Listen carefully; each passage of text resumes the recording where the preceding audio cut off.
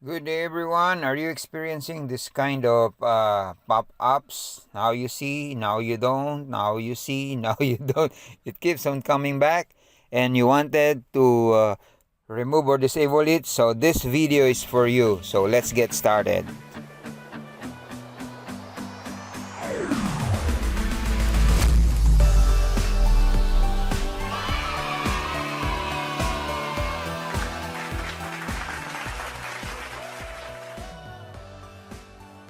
Okay, hi there everyone. Now is the time for us to disable the unwanted pop-ups and notifications. Oh, look at that.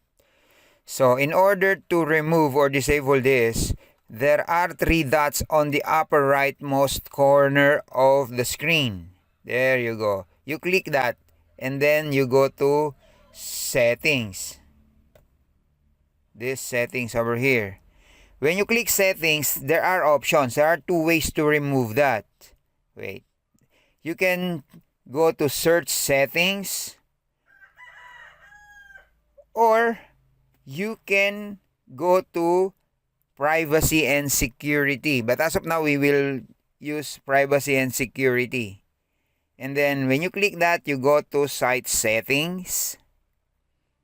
And when you click site settings, you will proceed to this page. You have to look for notifications. Okay, there it is.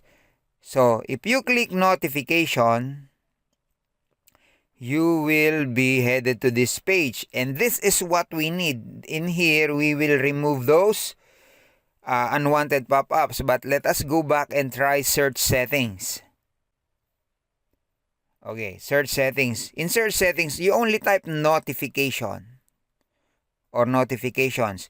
Then I want you to notice while I was typing notification, it is automatically directing us to site settings.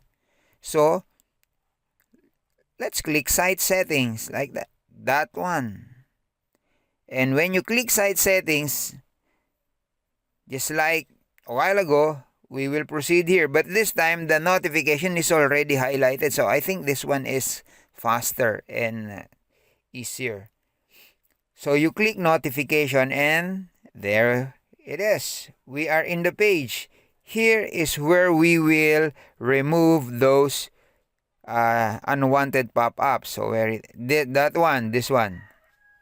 Okay, to do it, you click the three dots and then click remove. As easy as that. And then let us find others. This one, the second to the last. Click the three dots and remove. And then the last one. Okay. Click remove. That's it. So it's done. So you can now enjoy a hassle-free searching the web. Oh, look at that.